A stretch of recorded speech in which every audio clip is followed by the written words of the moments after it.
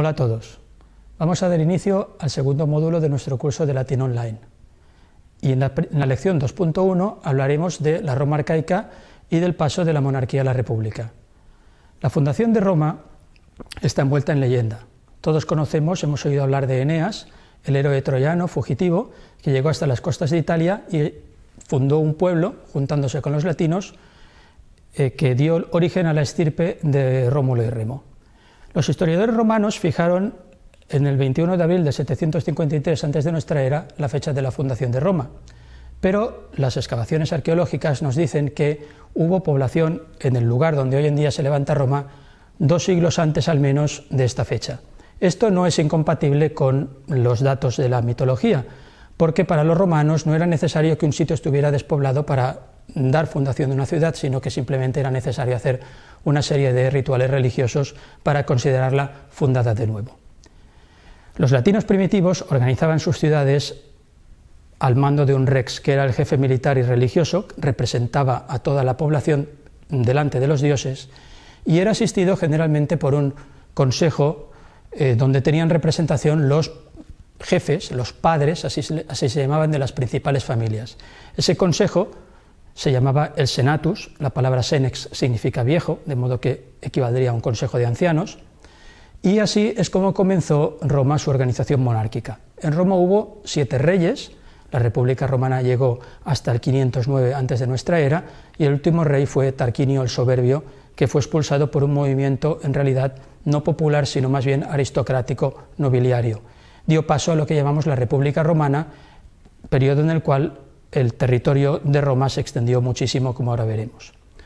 Los reyes, en el último momento de su poder, para independizarse del control de las principales familias de Roma, dieron más voz a lo que llamaríamos el populus, el pueblo, es decir, la asamblea de soldados, de gente libre, y en ese tira y afloja de entre la monarquía y las grandes familias es donde surgió la república.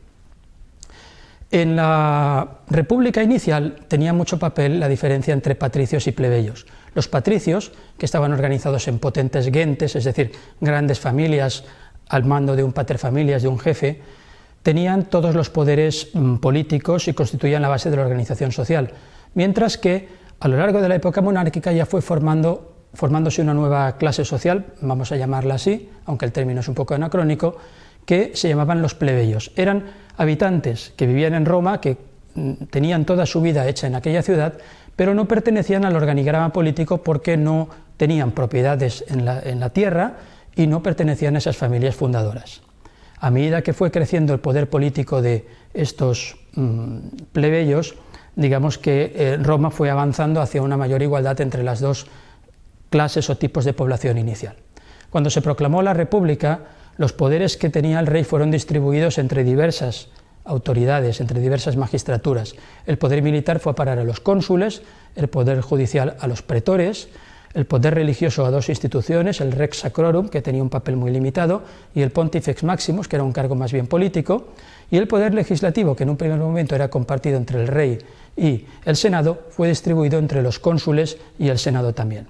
Más tarde, a medida que fue creciendo el poder de la plebe, también una nueva magistratura, los tribunos de la plebe, gozarían de esta iniciativa legislativa.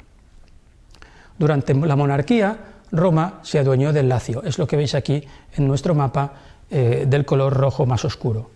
En los 250 primeros años de la República, los romanos llegaron a controlar toda Italia, estableciendo una compleja estructura administrativa de ciudades que ellos llamaban municipios, colonias, ciudades aliadas, de manera que Italia no constituía un territorio único, sino más bien un mosaico de pueblos ligados a Roma con diversos tratados.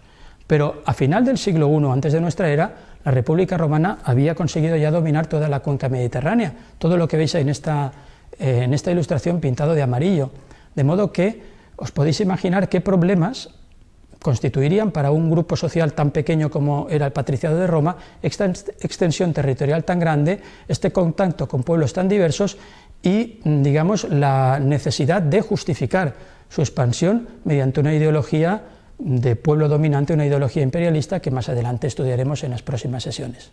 Gracias.